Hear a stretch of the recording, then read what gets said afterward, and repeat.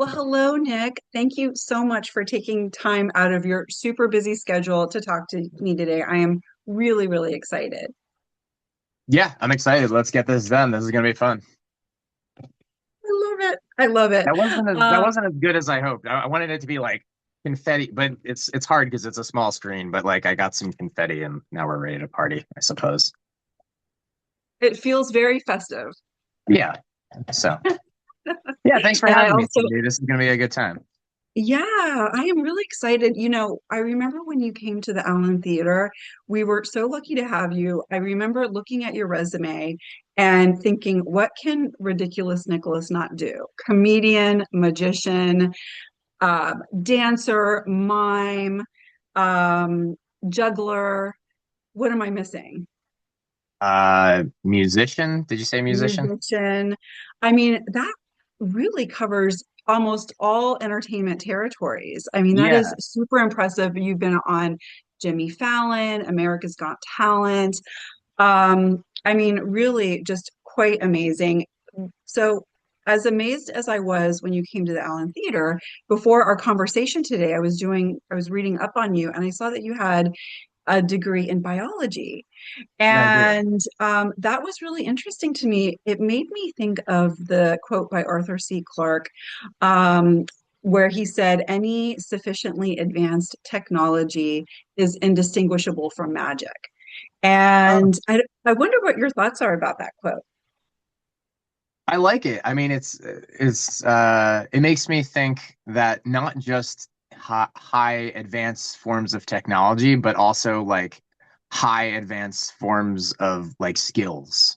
Because I've seen certain high level performers that do crazy skills, and I'm like, how is that even possible? And that's what magic makes you do, question reality. And that's what my goal is, to get people to question reality when they see my show. Yeah, I think the way you phrase it, it's almost like there's a scientific aspect to it in terms of really trying to tap into curiosity, wonder, encourage people to walk away with question marks and, maybe even questioning what the limits are in their Yeah. own lives. Sure, yeah. To see, I love when people ask me how I did all this. A lot of times people ask me like, "How did you learn this?" I'm like, "Well, you practice something for 5 minutes a day, every day, for like a year, and you incorporate a little bit of passion, dedication, and then just believing in yourself. It's kind of it." Yeah, I like that. As you're describing those ingredients, it reminds me the scientist in you, like adding to the petri dish and mixing it up, and the result is the success at your level, which is really impressive. Sure. Yeah. You mentioned something that's intriguing to me. You said audience members sometimes ask you how you did it. And I wonder if we can stay there for a minute because it's so Sure. interesting to me.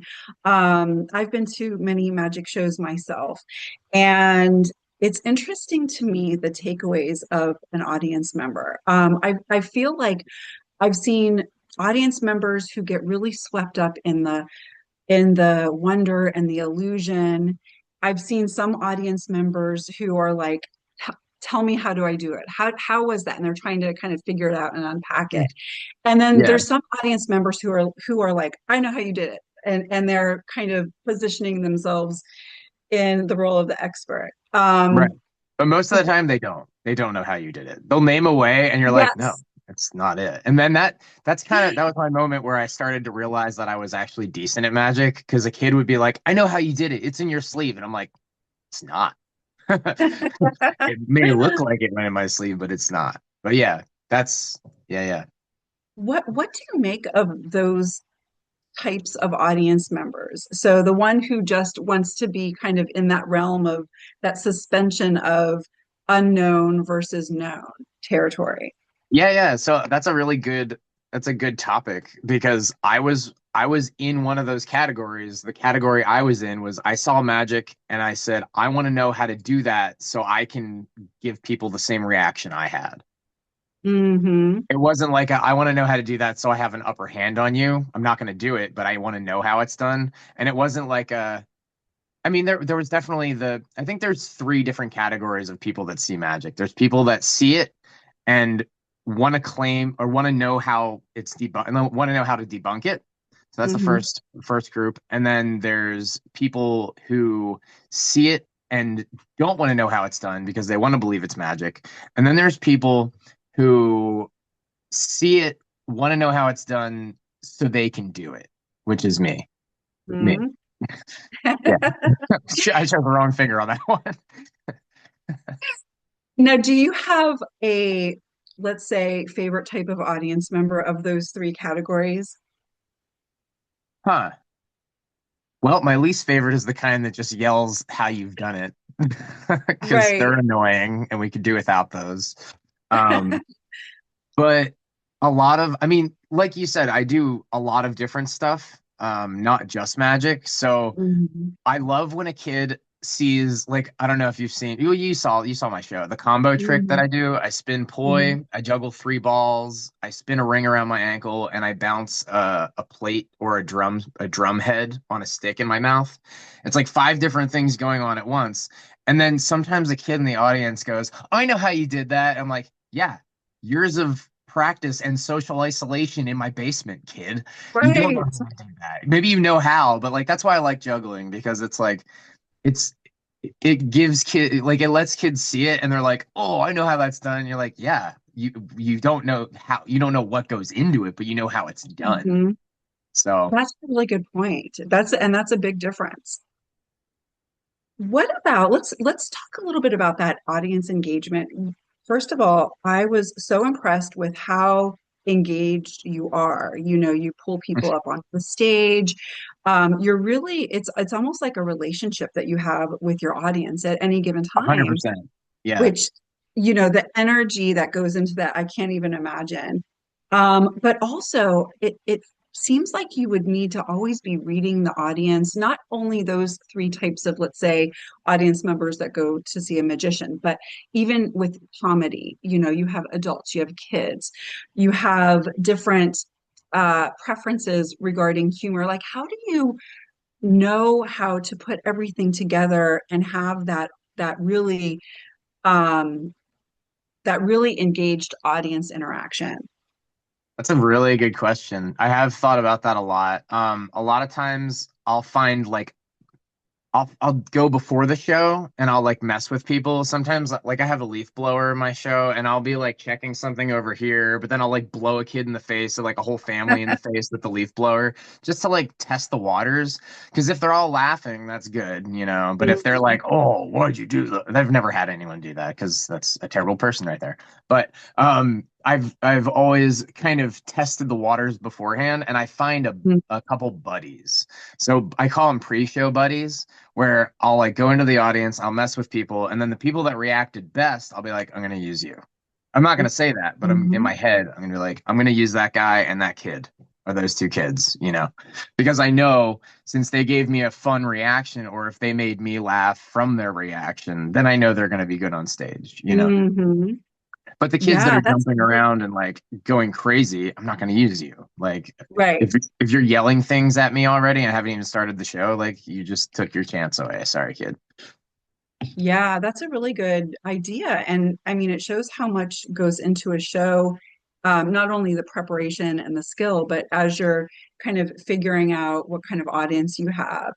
Have you ever had one like a buddy and you identified pre-show, you get them onto the stage and they, turn on you, so to speak, or they, Yeah, maybe yeah. present a I different side of themselves? I had one recently. It was like this kid.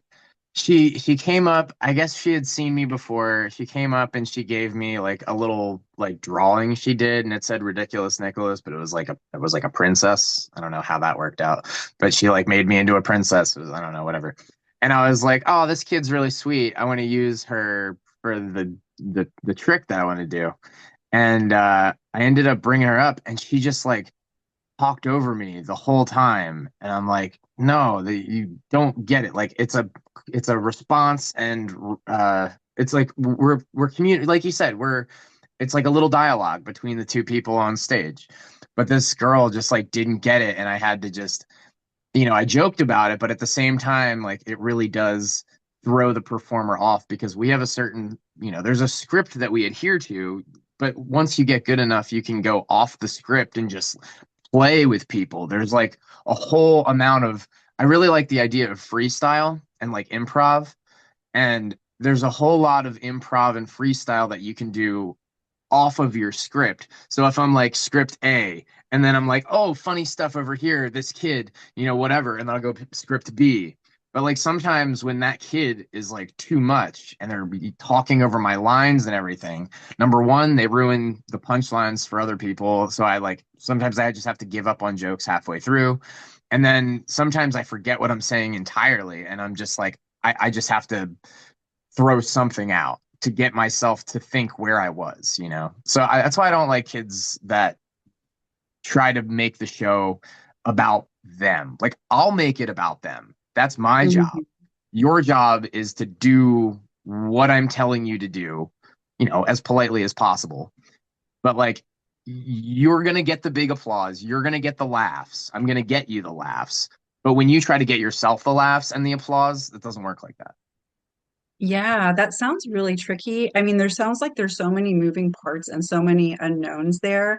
And you also have to be careful because I would imagine that, like, let's say even you pull an adult onto the stage and the adult all of a sudden wants to, have the spotlight on them. Well, you still Or have has to been be, drinking. or has been drinking. That's Yeah, right. You still have to, I would imagine, be somewhat gracious because the remainder of the audience doesn't want, they right. want to see you take it in stride, so to speak. Right. It's still the show. Even if Mm, if the guy comes up totally drunk, it's still the show. I can't I mean, I guess I could send him back if I realize it's like a hazard, if he's really intoxicated. But like I've had folks come up who are like pretty tipsy and I didn't realize it until they were up there. And it's hard in those moments, but I've never sent anyone back per se, but I have worked around that situation as best as I can. But yeah, I mean, it's a crapshoot. You can get anybody from the audience, and yeah. That's so interesting. I mean, it really almost takes improv to a different level because, as opposed to, let's say, another performer who is more just, there's still a relationship that's taking place, but when you're incorporating people into your show, you're dealing with different personalities, different, unexpected surprises, and so right. forth. Yeah, exactly. I always tell when people ask like how much of your show is scripted, I always tell them like it's about 80% on script. Like I say the same things over and over again, but like 20% I'm looking in the audience. I'm trying to find funny things that are happening. I'm trying to bring funny kids and funny adults up, to aid the show and make it, more funny. And a lot of times, when I bring the right person up, it gets hilarious. Like I've had so many situations where the kid is just like doesn't do what I'm asking him to do, and it makes it hilarious. Because then Mhm. it's like he messes up what I'm asking him to do, and then I react to that, and sometimes I laugh, or sometimes I just like deadpan look at the audience and look back at the kid, whatever it is. It's just that unknown reaction that you're gonna get from whoever you bring up. So yeah, you're Yeah, right. it's almost It like is a like extreme. dance. It's extreme improv. It's a dance. Exactly. It is a dance. It's like a tango. Yeah, wow. That you don't necessarily know all the moves, but you have your skill to, rely on to kind of fill in some of those pockets Sure. of, mystery. Mhm. Let's talk a little bit about you mentioned, funny moments, and as a comedian, obviously you're a very funny person. Like, Um, humor is humor is something that's really interesting to me. I think we take for granted how complex and complicated humor is. Um, I don't think people really understand how funny they are until they're in front of an audience. Because when you're talking with somebody individually, somebody might think, oh, I have a great sense of humor, I make people laugh. But when you're talking with somebody one on one, there's a little bit of pressure. There's, first of all, it's more intimate and it's more personal. But the person who is talking to somebody who's cracking jokes knows that they want a laugh and they might be more inclined to feel the pressure to do that. You're in front of an audience now of 200 people and they don't have maybe that pressure, or do they? Like what's your kind of observations when it comes to humor and the complexities of it? So it is weird because if I don't make people laugh, I'm doing a bad job, you know? So I'm like, you have to learn how to turn it on and off. That's a completely different topic, but I've been kind of experiencing a lot of the psychology behind that lately. But in terms of being funny, it's like, yeah, comedy is so interesting because it is so subjective. And if Mhm. one joke makes somebody laugh, that same joke might not make someone else laugh. But if that joke makes this group laugh over here in my show, this group is most likely going to laugh too because they don't want to feel left out.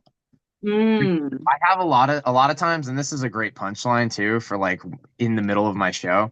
Sometimes I'll say like, so I have you saw my show. I have like adult jokes that go over the kids' heads, but aren't offensive, you know? But like if I did say what I'm actually talking about, it would be offensive, you know? So Right. I just kind of beat around the bush and the adults get it. So like for instance, the one joke I use in my show, which gets a great laugh every time, is I'm talking about the five different tricks that I'm going to do at the same time, and one of them is so I spin a ring around my ankle, right? And that's part of the combination. We talked about this earlier, actually. I spin a ring around my ankle. I say this part specifically is very difficult to do. To learn this, I had to tone my thighs, strengthen my calves, and remove my ankle monitor.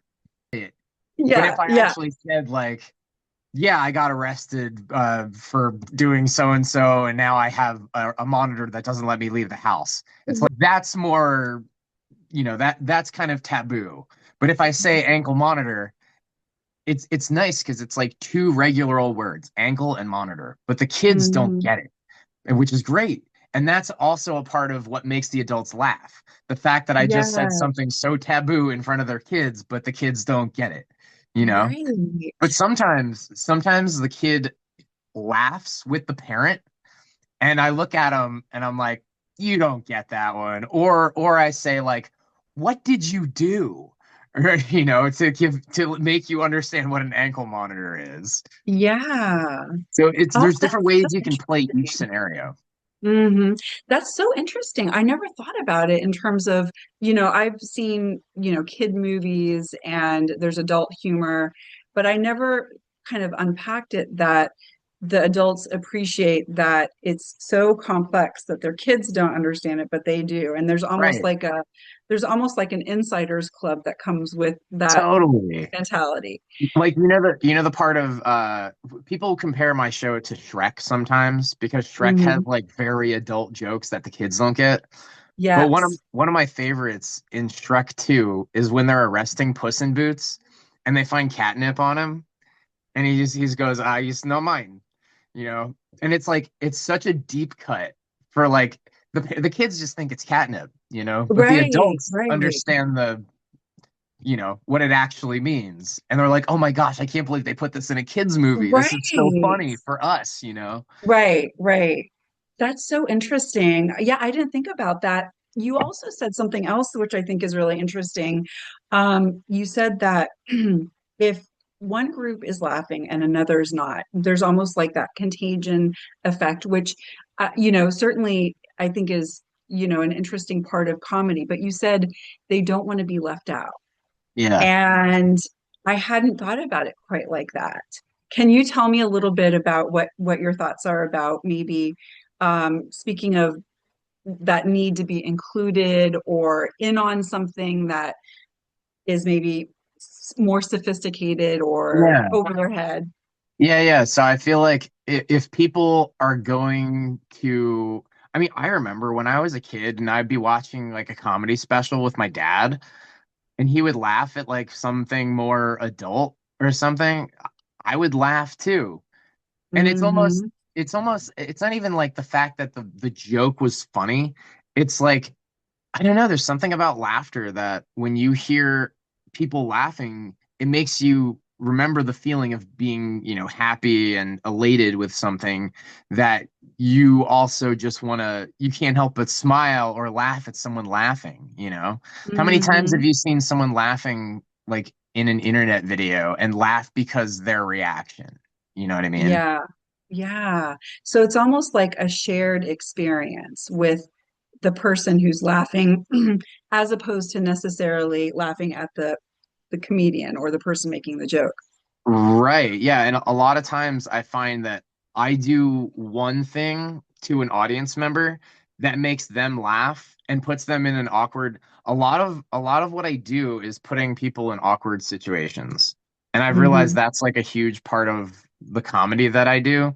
Because I'll go into the audience and like at the end, I'll like celebrate a certain trick and I'll high five everyone and then I'll like slow motion like hug this dude. Like just some random guy. I'm like, I couldn't have done this without you. Thank you, Dad. And then the music stops, and I'm like, sorry, I blacked out. I'm sorry. I don't know what happened. Yeah. And it's like they laugh. Like that guy feels really awkward, right? Because like Hmm. the performer just hugged him. But in a way, I never thought about this before, but like he feels somewhat special because the performer picked him to hug, Yeah. no one Yeah. else. He was part of the show. When people Hmm. describe my show afterwards, they're like, "Remember when Ridiculous Nicholas hugged that guy?" And then it's like that guy becomes a piece of the show, and then everyone else sees that, and like that moment where I hug him, it's funny because embarrassment is one of the like 12 laugh triggers. People want to laugh when other people feel embarrassed. If it's like, nice, if it's like friendly enough. Right. Right. So you mentioned, being embarrassed is one of the, I guess we'll call it a genre or a ingredient in humor. And you Yeah. also mentioned that you like making people feel awkward is kind of your shtick. Yeah. Um, Tell me more about how would you define your humor? Like, how would you classify it? It's really trippy and really bizarre. Hmm. I love it because I grew up on it. And it's so cool Hmm. that I can put it in a show now. And it's like my own show full of what I think is funny. And it's nice because when I think it's funny and I put it in a show, it's great when other people are like, oh, he's right. It is funny. And it's a little validating for me because like sometimes I'll have an idea. I'm like, is this funny? Like, I think it's Hmm. funny, but I'm like whacked out, you know? So then when I see it on stage get a reaction, it's like, Hmm. oh, cool. I was right. This was funny. And a lot Yeah. of I've studied comedy through and through. I think comedy is one of the most interesting things to study. They say comedy is like uh they say comedy is like a frog, where it's like on its own, it's cool, like it's a frog.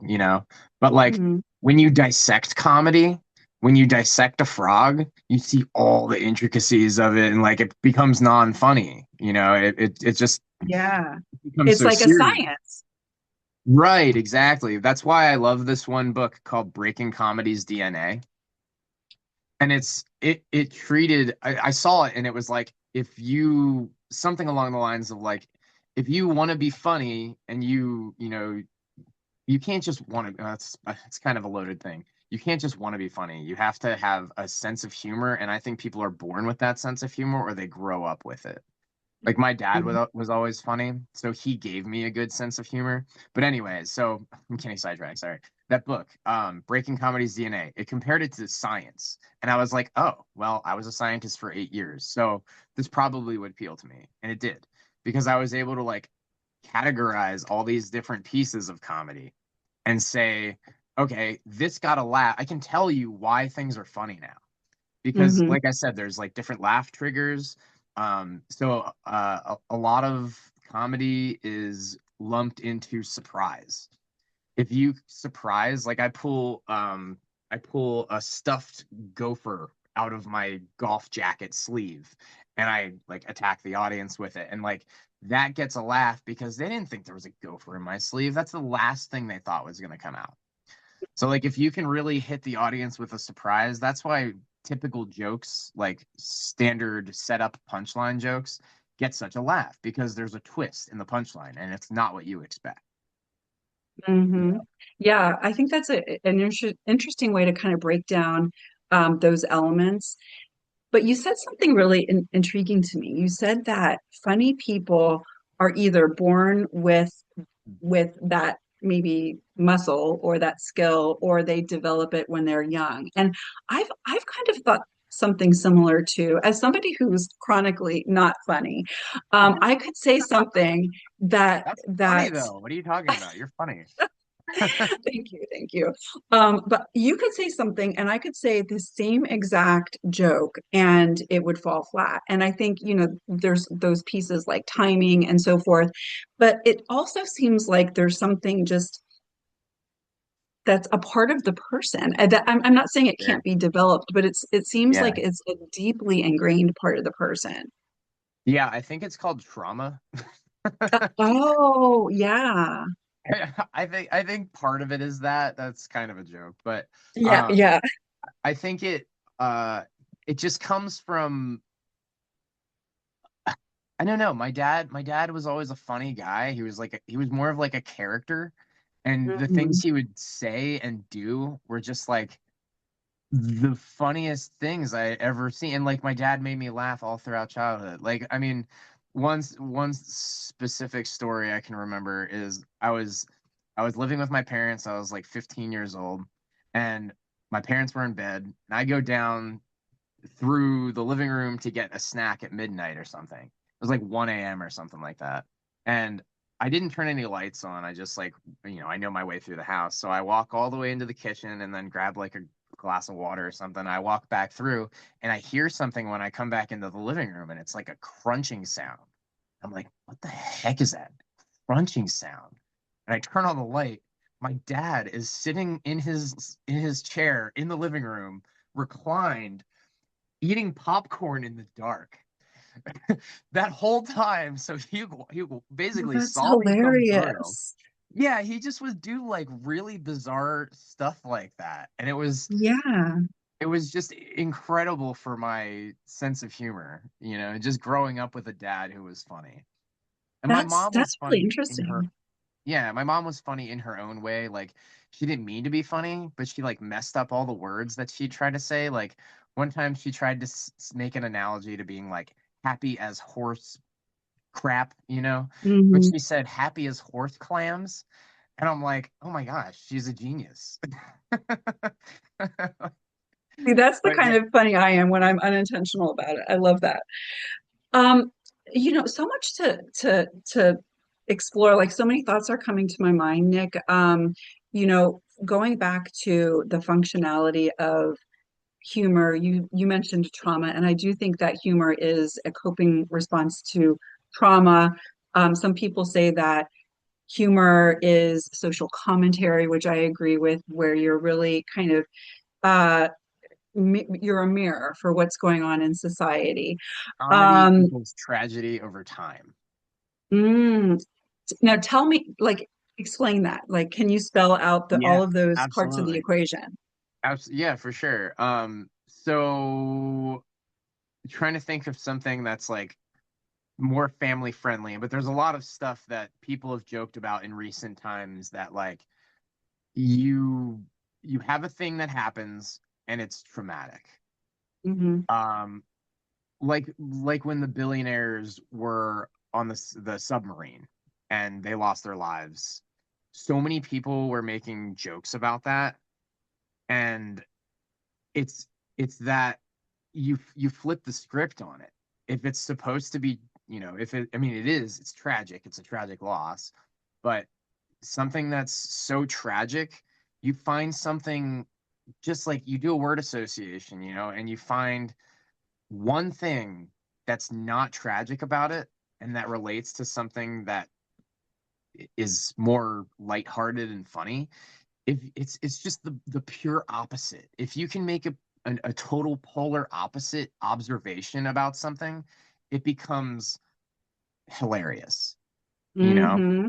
It just depends what it is. But like, so right away, okay, this is literally like a paraphrase from Alan Alda in Crimes and Misdemeanors. He has this monologue that's like, comedy is tragedy over time. When people ask me what comedy is, that's what I tell them, because when Lincoln was shot, you couldn't joke about that. You couldn't joke about it. But nowadays, it's so much time has passed where people make jokes about that, and it is now acceptable. But there's a Hmm. fine line between how soon you can joke about something that serious, And obviously, as a family entertainer, I don't joke about that kind of stuff. In my, in my personal life, a little bit.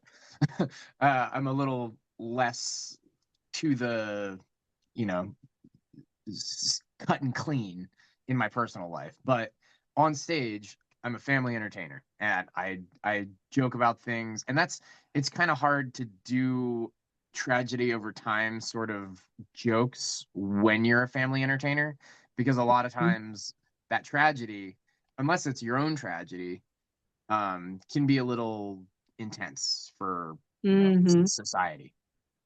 And it's Yeah. oftentimes that the sooner the less time that passes in between the event and the joke, the less time that passes, the funnier it can be. If you have that kind of, but then you're getting into like dark senses of humor and stuff, which, I mean, I do have like a fairly dark sense of humor, but that's still just a sense of humor that I grew up with, because like, I had dark things happen, and my family and me all made jokes about it. So it's kind of a learned behavior. Yeah, I think that's interesting when you kind of break it down that way in terms of tragedy over time. But you also said something that was intriguing to me. You said if you're able to find something like one piece of the puzzle that's not as traumatic, and let's even just Yeah. say let's look at something that's not super traumatic. Let's say okay, a year ago I had a bicycle riding accident and I injured myself. So I wouldn't say that that's not traumatic, but let's just say you were making a joke, like Yeah. honing in on like what would you hone in to bring levity to the situation that maybe Yeah. wasn't, Okay. I, yeah. I have a perfect example of this, because I had a bicycle riding accident, and I don't know if you can see it. I still have a scar from it, but Oh, yeah. so I was riding my electric bike, just listening to my headphones when I lived with my parents. Actually, it was the last day before I moved out of my parents' house. This happened. Hmm. Um, and I was riding my electric bike, and then I was riding home. I saw that my front tire looked like it was coming off a little bit. So I did what anyone would do to check their front tire and do a little bunny hop. And it came right down. I was like, oh, it looks fine. And I was like, I don't know about that. Let's try it one more time. So I did it again, and the pin snapped, and the bike flipped me over. I landed on my face on the concrete, going like Ooh. 20 miles an hour or something. I was a Oh, that's mess. Like, terrible. yeah, I was wrecked. Like, it was probably one of the worst injuries I've ever encountered. Hmm. And I was standing there with a mangled bike with my thumb out in the middle of the road, like looking like I'm hitchhiking, but also like I'm bleeding from my face. I need help, you know? Hmm. And then this woman like pulls over, and she's like, "Oh my God, what happened? Were you hit?" I'm like, "No, I just had a bike accident. I live like a mile down the road, and I can't walk right now. Like, I can't walk my bike like this." She's like, "Oh my God, get in, get in." So I get in, and then I sit in her passenger seat after I load my mangled bike in the back, and she looks at me and she goes, "Wait, you're not a murderer, are you?" And I'm like, "Yeah, sorry, I do this all the time. This is just like fake blood. I do this just to like get into people's cars and kill them, you know?" And she was laughing, but at the same time, it was like I was able to joke about something when I had to go to the hospital. And like the time between the event and the joke was so small that the woman couldn't help but laugh, you know? Right, right. Oh, that's a really good example. Yeah, I love that. As you mentioned before, there's so many I guess characteristics of humor that so there's the timing, there's that little like snippet of non-tragedy in in an unfortunate Yeah. situation. Can you relay another maybe element of humor that most people wouldn't think of? Um, well, I guess not one that most people wouldn't think of. I think a really good one though is like opposite. Like if you do the opposite of something that someone thinks you're about to do. And also actually no, this is another good one. This was like with the silent clowns of our day, like Charlie Chaplin and Buster Keaton and the Marx Brothers. So I looked at, I think it was on a documentary I saw of these guys, but it said the most basic form of comedy is when something goes up, down, or left to right.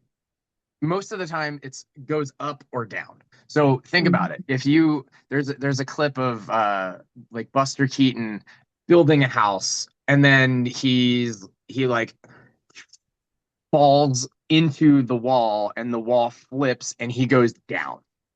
And it's like Mhm. that's when something goes down unexpectedly, or like here I have a good example. One second.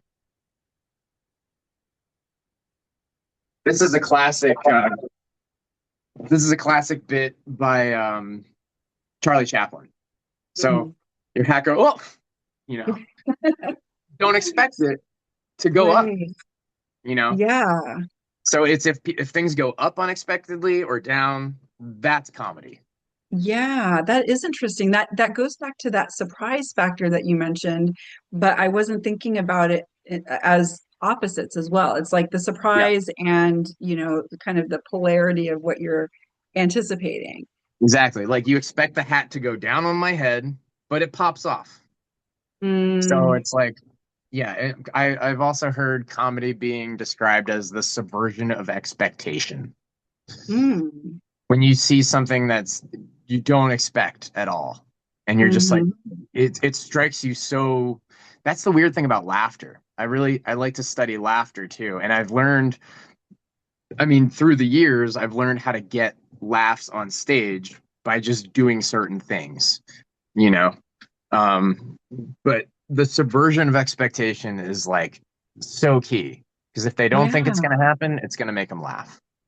I wonder why. Is it that we just, I mean, there's such a rhythm to most people's lives. There's like a humdrum, and so maybe those like interruptions just kind of rattles us around in a way that I think it, so. You don't know what else to do. You don't know how else to yeah. react. You're not gonna like if you see something surprising, you don't cry, you don't get Hmm. angry. It's somewhere in the middle that triggers Hmm. that laughter. And I think laughter is Yeah. one of the they don't I mean they say laughter is the best medicine, but like whenever I think it's absolutely true. I've had people that were in my show that said they've been having the worst time lately and they thanked me for doing what I do. Even like one time I keep this fish. Actually, I happen to have it right here. Well, this one's like a bigger version of it, but I keep like a small version of this fish that just expands Uh-huh. in my wallet. So one time I was at Dunkin' Donuts and I was buying a donut, and this woman was standing right next to me, and I go to get my wallet out, and I just pull out this giant fish and I lay it on the table, and the woman next to me just dies. And she's like, I Hmm. was having the worst day and I came here to, get a coffee and a donut to feel better. But like that thing you just did with the fish was so funny and it made me forget about everything I'm worried about. So it's like, I don't know. Wow. Comedy comedy can really help people. I Oh, really think yeah. comedy is kind of a therapy, if you will. Oh, I completely agree. And it really, kind of brightens a person's day when there's a dark cloud. I mean, it really is very therapeutic and healing. Yeah. Um, do you ever, so to speak, turn it off? Like, because I would imagine like being funny and being performing is a part of you, but also, do you ever need to take a break from it? Hang on, let me ask my wife. Darcy, do I ever turn the comedy off? She's thinking. Get back to me later. I think that's a no. Hilarious. I What tried about, to.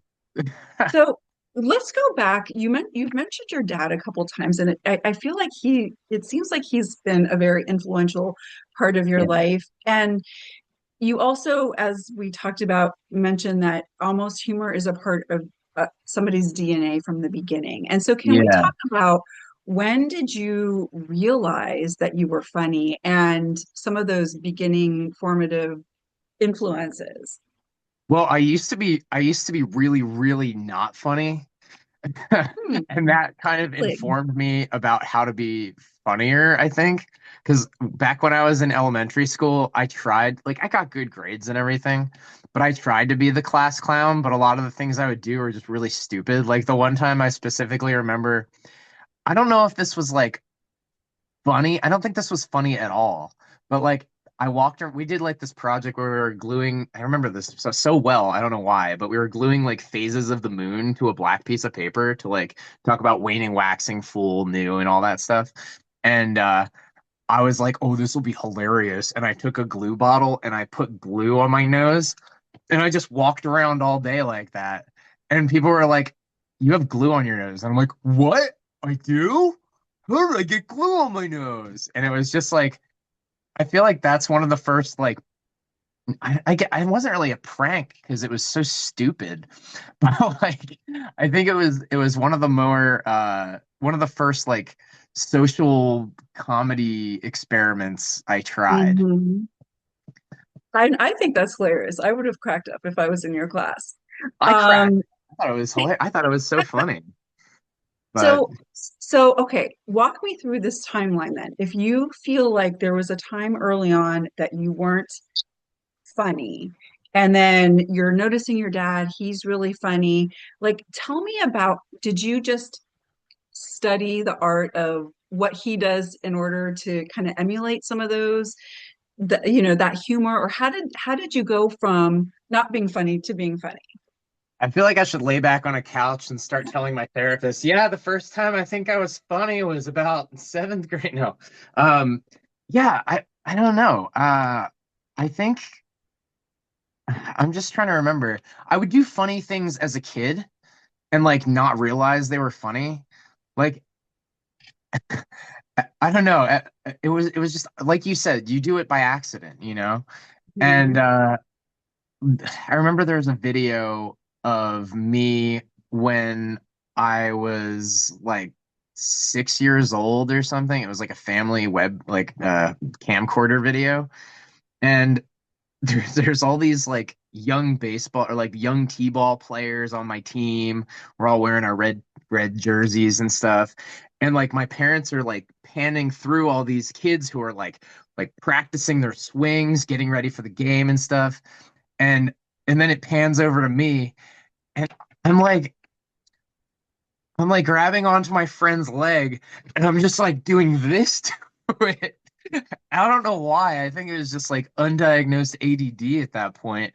But like just weird things like that. Where it's just like and that's the best part. It's like the setup is like a normal situation, and then it pans over to Mhm. me like borderline like humping this kid's leg. And I didn't realize what I Mhm. was doing. I was just like going crazy like on my friend's leg. And Yeah. yeah, but now in hindsight, it's like there's the setup and the punchline. You know what I mean?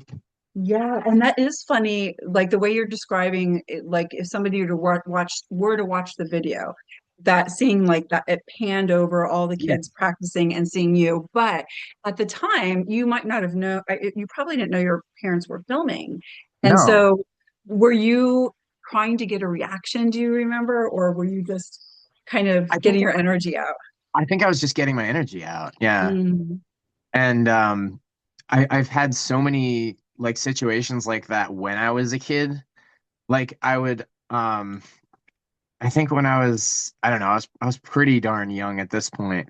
But like no one knew where I went at this party. And then my dad, this was something my dad told me that I did. I was like 4 years old, maybe five. And they couldn't find me. And they were like, oh my God, where's Nick? And then someone looked under the table. I had gone under the table and I was just like drinking a beer. Oh my gosh, that's funny. Yeah, and it's like there's the surprise. You don't Yeah, expect a toddler to be chugging a Miller right, Lite underneath the table, right. you know? So I don't know. And I don't know if it's those things that I did that I was naturally like I was naturally a punchline, or that I learned from experiencing that people would laugh after I did stuff, like that. Hmm. I don't know what it is, but I do know that I'm pretty funny. No, I don't know. I think it came with time, and then it's also, so I did say earlier that comedy, you're either born with it or not. But I do think that if you can totally study it and you can understand it. Um, but I think if you're born with that certain thing, if you're born with a sense of humor and then you study it, then it gets five times as strong because you know what you're Hmm. doing. And you have it's almost like you have a tool and you walk around life with this tool and you're like, all right, how do I use this thing? Sometimes you can use it in the proper way, but then once you read the manual on it, it's like, oh, that's how I use this tool to make people laugh. Hmm. I think that's a pretty good. Yeah, I think that's a really good analogy and a really good breakdown. It almost feels like, as you're kind of sharing childhood stories, it sounds like you naturally had an inclination to kind of like break boundaries. Yeah, And that's funny. yeah, Um, and then seeing people respond, and that feels intoxicating to see totally. people respond to you. When you can, yeah, I mean, if you make someone laugh, I think it was like the first. It was like a drug that I tried when I was really young, and it was just like, oh, I like that. That makes me feel good. And making people laugh is like it's probably my favorite thing in the world. It just makes me, but I don't think it comes from like a selfish point. I think it comes from like I want to make people happy. Like there's so many Mhm. people who are not happy and miserable in this life. And like when I get to affect them with my comedy, whether it's something that was inherent that I was born with or something that was inherent and then I strengthened through studying, there's no better feeling than making somebody laugh that like needed a laugh. It's a gift. It really is. And I Yeah. think that the way you phrase it shows how giving it is to make somebody laugh. And I wonder, even going back to your dad, it sounds like he was generously giving you the gift of laughter. Would you say, I think just in some of oh the yeah, stories you shared? 100%. Yeah, my dad knew what he was doing. He would I don't know why he was so funny, but he just had such a he was also like a very well, he's still alive. I'm not talking about him like he's dead. But he is a very it's like such a positive person and like just good things happen to him. And then but he'll get himself in like the funniest like situations, and like those kinds of situations normally lead to like a hearty laugh. Hmm. I think it's just the kind of person somebody is too. Like if they have like an outgoing sort of personality, you want to laugh with people who are outgoing, I think. Hmm. This is just amateur thinking, but Yeah. I mean, I like when people are funny, I like to laugh with them. That's, Yeah.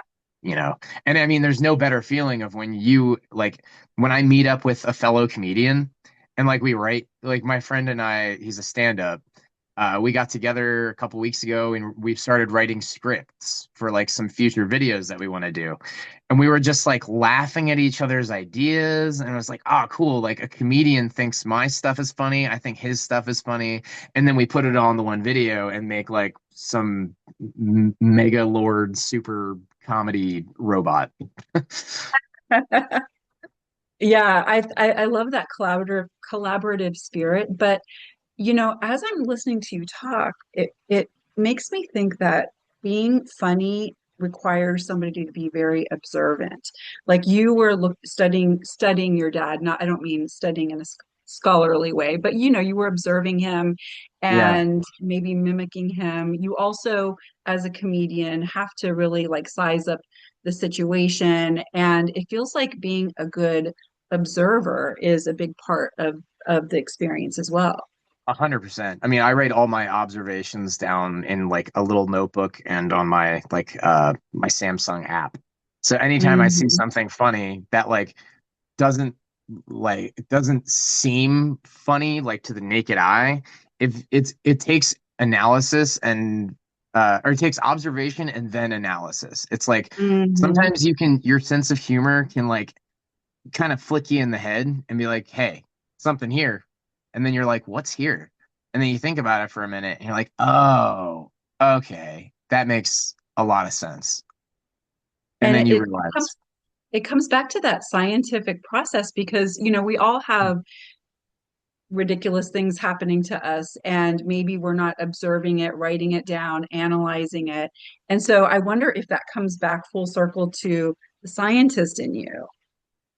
I think it does. I mean, I mean, the scientific method is question, observation, hypothesis. So, like, right there, observation. Like, when you're making an observation and doing, conducting all these science experiments through the years as a fish biologist and molecular biologist, I was like, I had to use my five senses to make, to gather data.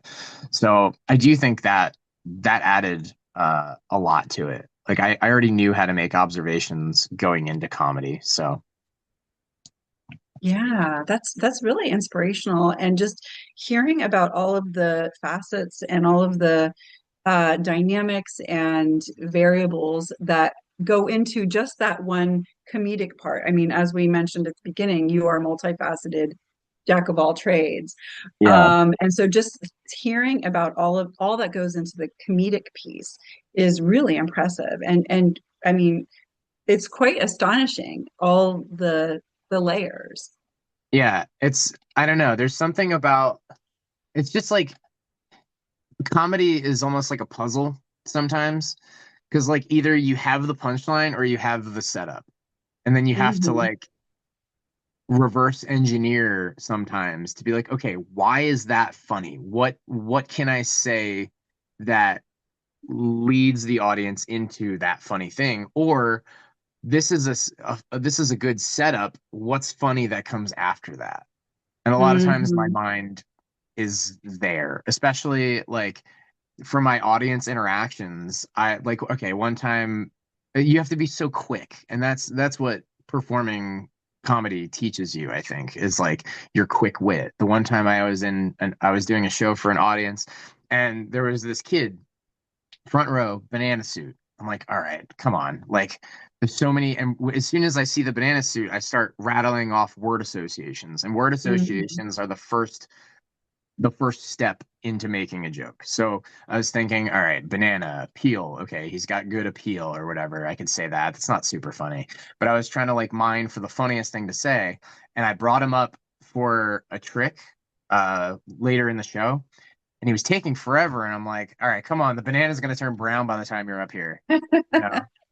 And then like another one that I did very recently, this kid, and and it's great because like next time a kid with a banana suit comes up, I have a joke for that.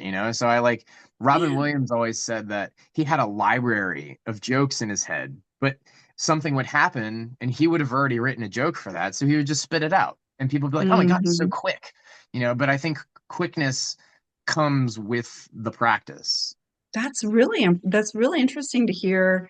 Like it's almost like being quick really is being plotting and meticulous. And You observant. have this archive in your brain, and Yeah. you're constantly like surveying things and Mhm. adding to the library. Yeah, exactly. And also, like, a huge part of it is like what I learned in comedy improv, which is yes and. It's like the kid says something, I'm not gonna be like, no, no, no, no, not that. No, I say yes, and we are going to, just ride the train with the kid Hmm. sometimes, and that leads to the best stuff. Yeah.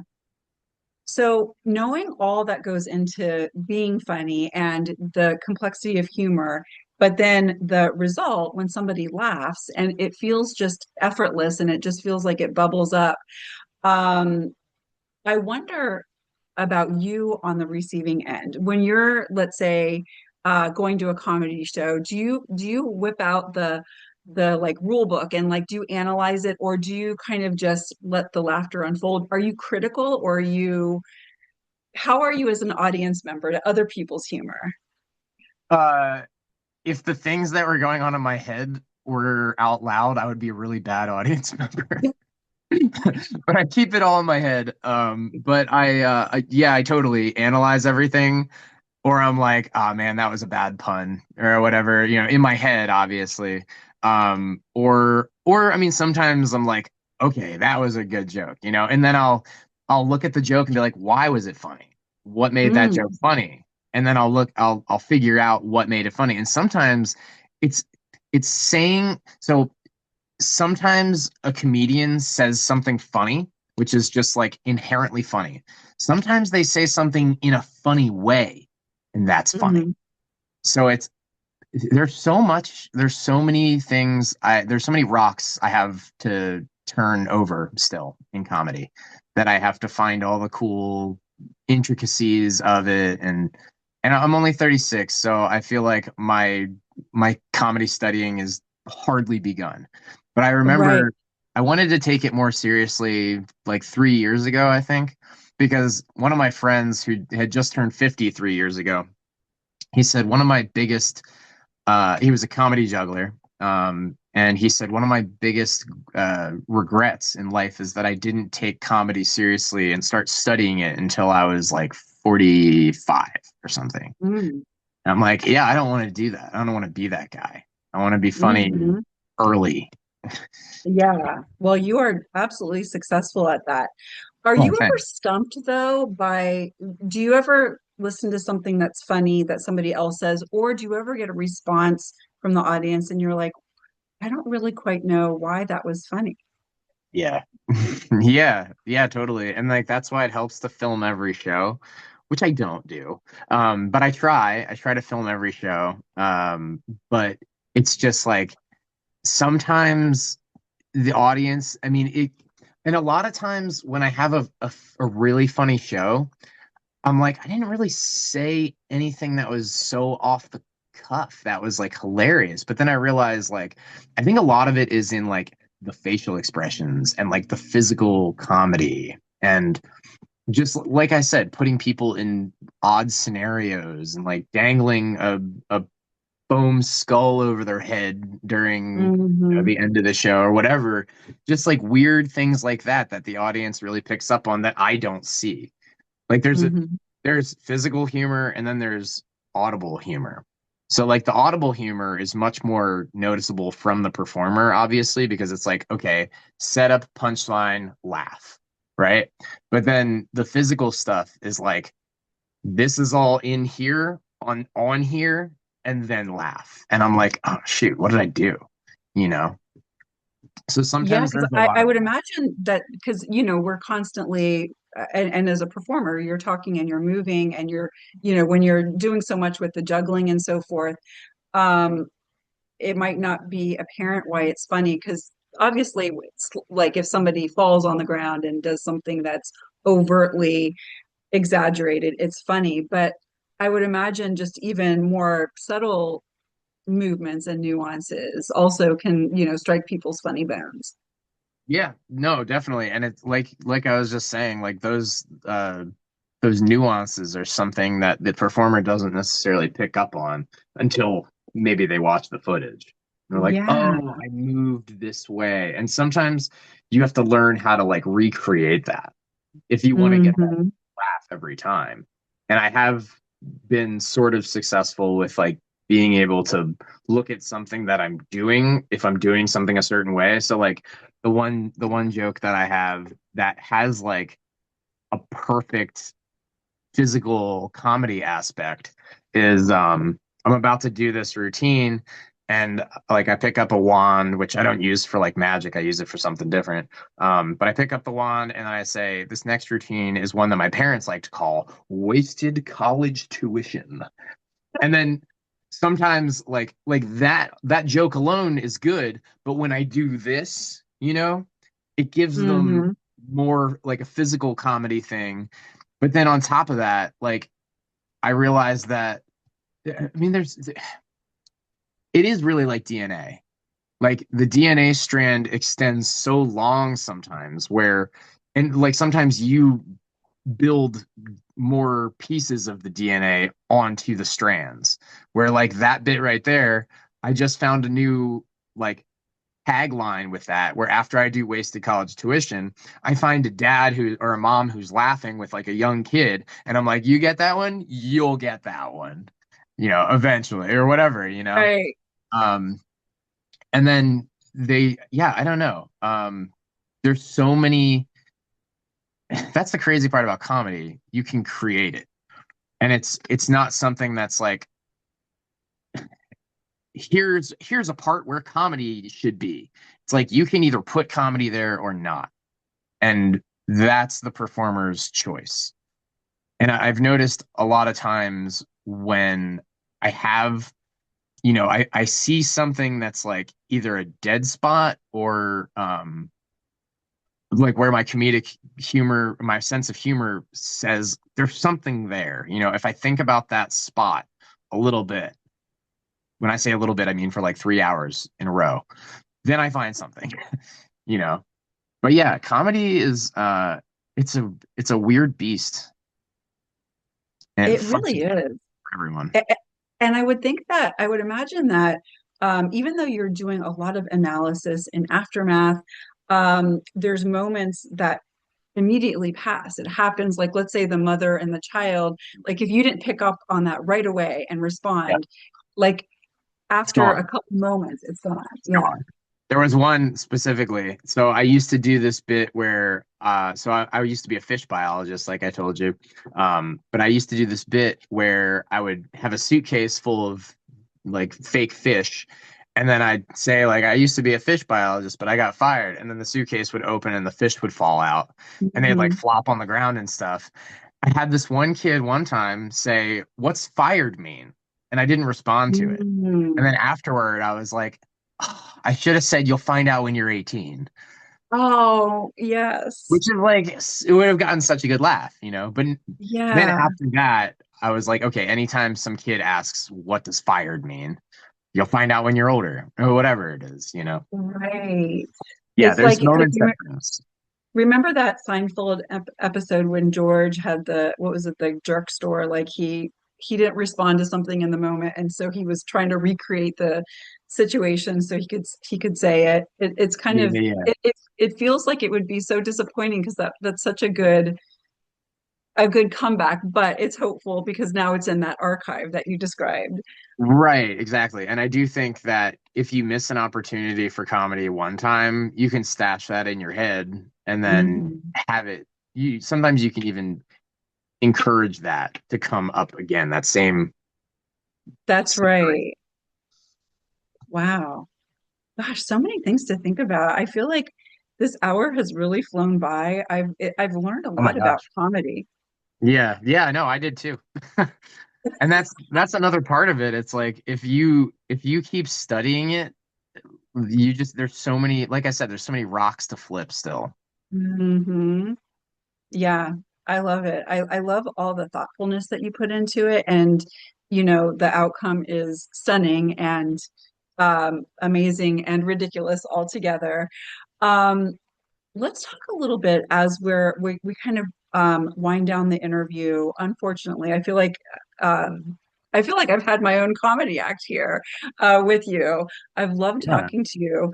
Um, but can you tell us about some things that are coming up, some maybe exciting shows or ventures that you are about to get into? I mean, yeah, totally. Actually, after we jump off here, I gotta write a contract. But this contract that I have to write is for like the furthest gig I've ever traveled. This company reached out to me from New Hampshire, Manchester, and they asked me what my fee was, and I named my fee for that sort of travel, which I had never done before, and they accepted it. I'm like, whoa, that's pretty cool. Like people are starting to notice me from like further out. I actually just did a show. This was through one of my agents. He got me a show in Connecticut, which is at this point, I think that's the furthest I've traveled for a show. That was 5.5 hours. But I did my super science show at a theater in Connecticut, and the person who hires the entertainment was like, she didn't say one of the best, she said the best entertainer we've had, the best family entertainer we've ever had in 13 years I've been here. And I'm like, oh Oh, my, wow. yeah. So I got that on video. Like I got her review on video, which was insane. Um, but yeah, let's see. So other things coming up. Well, I do a lot of library shows that are free. So I do some ticketed events like you guys had the ticketed event. But I do some like library shows. I do a lot of school shows at the moment as well. I have another agency that books me for just my school shows. I'm exclusive with them. So like anytime if anyone watching this is a PTO or PTA or PTO for an elementary or middle school, I do a super science show because I figured why waste my science degree and just put it in a show. So I do like a 45-minute to hour long super science show that this my agency called Yanjep books, Yanjep. You can go to yanjep.org and find them. And they book me out pretty steadily for my science show. So I'm always going to different elementary, middle schools. Couple theaters in the works right now that we're talking to. And then I'll be at they hired me for the Denver Fair this year. So that'll be free shows all week long. I'm doing like two shows a day, 1 to 2 shows a day or something like that. But yeah, just there's a lot on the horizon right now. I'm pretty excited. A lot on the horizon. I mean, I can certainly, if for those watching, Nick is amazing with all age groups. My whole family loved seeing you. My kids, who at That's the awesome. time were in middle school, I think, or middle high school. Yeah, yeah. Of course, Michael and I were cracking up and loved and just so impressed with just your multifaceted skills. So I could not endorse you enough. You are just Oh, thanks. truly, truly amazing, and we hope to have you back at the Allen Theater. Well, it's funny because like when you're talking about, you're giving me thank you for the high praise. You're giving me high praise for the show that I did at the Allen Theater, but I work on my show all the time. It's like a constant thing with me. I just need it to be better and better and better. And I guess that's an artist's point of view. You're never good enough. But my show has come such a long way since you guys saw me. And I added like new contraptions. I added my first Rube Goldberg machine in my show. Oh, Um, wow. yeah, and it's progressed so much since you guys saw what I had. It's kind of insane. Like a Wow. I different can't wait show. to see it again. Even Yeah, just hearing you talk about your approach to comedy and how it's a fluid and ever evolving process. I feel like the next time we see Ridiculous Nicholas, it will be just to the next level. yeah, I think so. Plus, Wonderful. I'm starting to add like I've been playing the ukulele for 3 years now, and my goal this year is to write what is it? Produce no, write 7 complete comedy songs. So I write And I kind of do this under, I haven't done it yet, but I want to start doing it under the name of my actual name, Nick Polini, because there's going to be some less family friendly songs in there. But like I said, I've been playing for about 3.5 years or so, and I really want to start performing with the ukulele. I do have one family song that I'm gonna, actually, that's kind of cool. This July, I have a family that's coming to see my show at a resort. And I wrote a song about their son, which is very interesting because at the time he was really young, he was like 5 years old, and every time I would do something on stage, he would remark and say, "That was pretty good." So I made a whole song about that kid making me feel like Oh, I'm nobody, which is fun, and it's got like like a so, song like part. just kind of like shrug, like, oh, Yeah, you're okay. all right, it was okay, sort of like that. So, but yeah, So, but I want to perform it for that family for the first time, yeah. and that's gonna be my first time performing ukulele on stage. So Oh, wow. exciting, yeah, That sounds really neat. Well, I hope to see it. If you you sound it sounds like you have some family friendly, some maybe adult friendly stuff coming up, and yeah, I can't wait to see all of the above. yeah. I'm excited. I just have to keep grinding. Yeah. Well, it sounds like that is inherent in you as your wife. We're still waiting for her response, as I think we can testify from that it's an ongoing 24/7 Yeah, process. exactly. Did we get an answer yet? She ran away. I don't blame her. Well, Nick, this has been such a pleasure. Thank you so much for Yeah, taking time out of your busy schedule. I really enjoyed our conversation. I'm laughing, but I also am thinking about all of those like pearls of wisdom you offered me. yeah, yeah. Well, we talked about comedy in this one. Maybe we can talk about juggling or any of the other things in the next one. That's right. That's right. Let's schedule a follow-up because I feel like there's so many different parts to you, and we only just got to skim the surface of the comedy, which probably, we could have even taken a deeper dive because you're Yeah, so yeah. steady. Well, that was interesting though, because every time I do a podcast with somebody, it's like they focus on like mostly the performance career or like Hmm. learning tricks. But I've never had anyone just like this whole thing was about comedy, and I love that. I Me think comedy too. is the thing that holds my show together. It's like the glue. And I've seen people's shows without comedy, and it's just there's nothing to it. Like, I mean, your husband totally understands this because he's funny. Hmm. I mean, Hmm. he opened for me.